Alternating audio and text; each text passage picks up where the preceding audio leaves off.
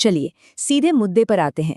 हमने पहले बात की थी कि समय के साथ पैसा कैसे बढ़ता है और कंपाउंडिंग का जादू कैसे काम करता है। लेकिन जाहिर है इसके बाद एक बहुत ही स्वाभाविक सवाल सामने आता है, आखिर वो कौन सी जगहें हैं जहां कोई अपने पैसे को काम पर लगा सकता है। बाहर से देखने पर निवेश की दुनिया थोड़ी जटिल लग सकती है ना? लेकिन आज हम इसे बिल्कुल आसान बनाने वाले हैं।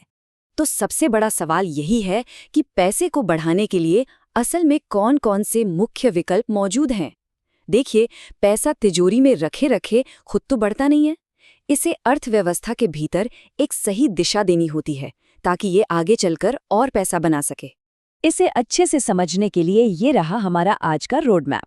हम बुनियादी आर्थिक चक्र देखेंगे, फिर निवेश के मेन्यू पर नजर डालेंगे, रिटर्न कैसे बनता है ये समझेंगे, जोखिम और समय का तालमेल परखेंगे और आखिर में बात करेंगे निवेश के मनोविज्ञान पर। तो शुरुआत करते हैं पहले हिस्से से, आर्थिक चक्र। निवेश करने से पहले ये जानना जरूरी है कि आखिर पैसा पूरे सिस्टम में एक जगह से दूसरी जगह बहता कैसे है। अर्थव्यवस्था बिल्कुल एक गोल चक्र की तरह काम करती है और इसके मुख्य खिलाड़ी समझना बहुत आसान है। एक तरफ आम लोग और परिवार हैं जो अपनी कमाई से कुछ पैसा बचाते हैं। दूसरी तरफ बड़ी बड़ी कंपनियां हैं जिन्हें नया काम शुरू करने या अपना बिजनेस बढ़ाने के लिए पैसों की जरूरत होती है। और इन दोनों के बीच पुल का काम करते हैं बैंक और फंड मैनेजर। निवेश का सीधा सा मतलब है अपने बचाए हुए पैसों को इसी उत्पादक अर्थव्यवस्था में डालना ताकि कंपनियों को काम करने के लिए फंड मिले और बदले में अर्थव्यवस्था आगे बढ़े। अब आते हैं दूसरे हिस्से पर, निवेश के विकल्प। फाइनेंस की इस उलझी हुई दुनिया को हम एक बहुत ही आसान और व्यवस्थित मेन्यू में बांट सकते हैं। आम लोगों के लिए मुख्य रूप से ये 4 विकल्प उपलब्ध हैं। पहला है स्टॉक्स, यानी किसी कंपनी में मालिकाना हक। दूसरा फंड्स, जहां बहुत से लोगों का पैसा मिलाकर एक साथ लगाया जाता है। तीसरा है फिक्स्ड इनकम, जैसे बॉन्ड्स या बैंक डिपॉजिट, जहां हम बुनियादी तौर पर अपना पैसा उधार देते हैं। और चौथा है रियल एसेट्स, यानी जमीन या संपत्ति जैसी ठोस चीजें। देखा जाए तो निवेश की पूरी दुनिया बस इन्हीं 4 खंभों पर टिकी है। अब बढ़ते हैं तीसरे हिस्से की तरफ।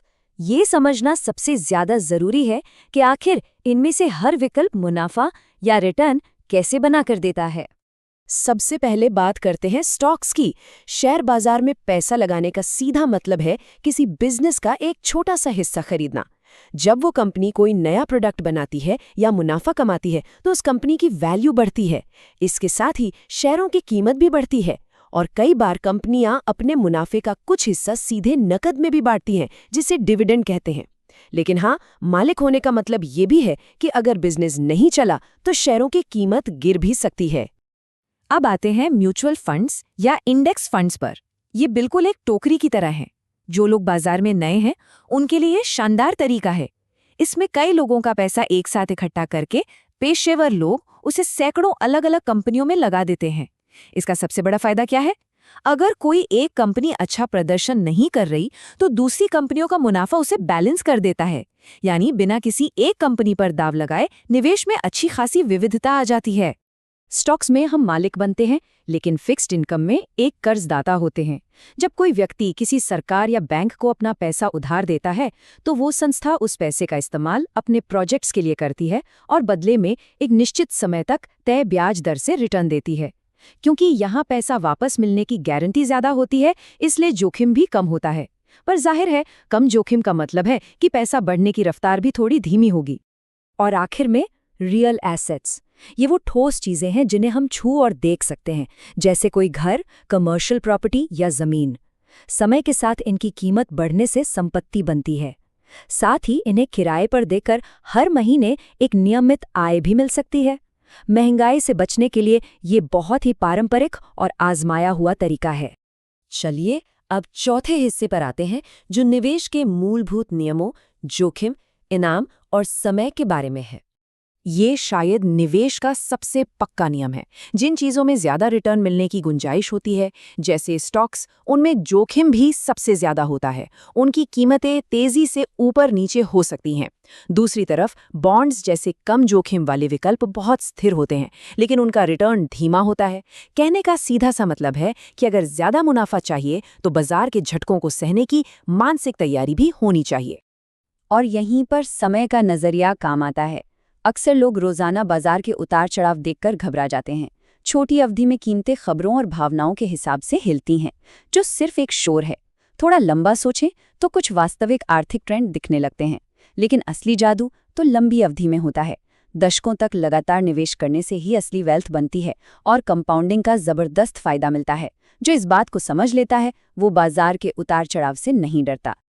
अब आते हैं हमारे आखिरी और सबसे दिलचस्प हिस्से पर, निवेश का मनोविज्ञान, क्योंकि यहाँ गणित से ज्यादा इंसान का अपना बर्ताव मायने रखता है। जोखिम को देखने का नजरिया बदलना बहुत जरूरी है। द साइकोलॉजी ऑफ मनी किताब का ये कोट बिल्कुल सटीक है। जब बाजार गिरता है तो बहुत से लोग घबरा जाते हैं, मानो उन्हें अपनी किसी गलती के लिए जुर्माना लग गया हो। लेकिन सच तो ये है कि ये कोई जुर्माना नहीं है, बल्कि लंबी अवधि में बड़ी संपत्ति बनाने के लिए चुकाई जाने वाली एक फीस है। ठीक वैसे ही जैसे किसी अम्यूजमेंट पार्क में शानदार झूलों का मजा लेने के लिए टिकट लेना पड़ता है। नोबेल पुरस्कार विजेता हैरी मार्कोविट्ज का ये शानदार कोट भी हमें बहुत कुछ सिखाता है। निवेश सिर्फ कागज पर सबसे ज्यादा रिटर्न पाने की होड़ नहीं है, ये असल में अपनी भावनाओं को संभालने और रात में चैन की नींद सोने के बारे में है। अगर कोई निवेश लगातार तनाव दे रहा है तो वो सही नहीं है। अपने भविष्य के पछतावे को कम करना अक्सर सिर्फ मुनाफा अधिकतम करने से कहीं बेहतर रणनीति होती है। और इन्हीं भावनात्मक और वित्तीय सच्चाइयों के कारण समझदार निवेशक अपने सारे अंडे एक ही टोकरी में नहीं रखते। वे अलग अलग विकल्पों को मिलाते हैं। पैसे को स्टॉक्स, बॉन्ड्स और रियल एस्टेट में बांटने से, जिसे डाइवर्सिफिकेशन कहते हैं, जोखिम बहुत हद तक कम हो जाता है। अगर बाजार में एक संपत्ति गिर रही है तो हो सकता है दूसरी उसे संभाल ले। तो सबसे अहम बात जो हमें यहाँ समझनी चाहिए वो ये है कि किसी के लिए भी कोई एक परफेक्ट निवेश नहीं होता। जो विकल्प एक 25 साल के युवा के लिए सही है, वही रिटायर हो चुके किसी इंसान के लिए बहुत भारी पड़ सकता है। सही निवेश हमेशा व्यक्तिगत लक्ष्यों, उस पैसे की कब जरूरत पड़ेगी और जोखिम उठाने की मानसिक क्षमता पर निर्भर करता है। कुल मिलाकर इन बुनियादी विकल्पों को समझना तो बस पहली सीढ़ी है। असली कामयाबी इस बात पर निर्भर करती है कि कैसे एक संतुलित रणनीति बनाई जाए और फिर चाहे बाजार कैसा भी हो, बिना डगमगाए दशकों तक उस पर टिके रहा जाए। निरंतरता ही सबसे बड़ा रहस्य है। अब ये पूरी चर्चा हमें एक बहुत ही गहरे सवाल पर लाकर छोड़ती है। जब सामने स्टॉक से लेकर रियल एस्टेट तक इतने सारे विकल्प और शानदार साधन मौजूद हैं, तो कोई भी व्यक्ति अपना खुद का मजबूत और सुरक्षित वित्तीय रोडमैप बनाने के लिए किस तरह की रणनीति चुन सकता है? ये एक ऐसा सवाल है जो हर निवेशक को अपनी आर्थिक यात्रा शुरू करने से पहले खुद से जरूर पूछना चाहिए। आज के इस विश्लेषण में जुड़ने के लिए बहुत बहुत धन्यवाद।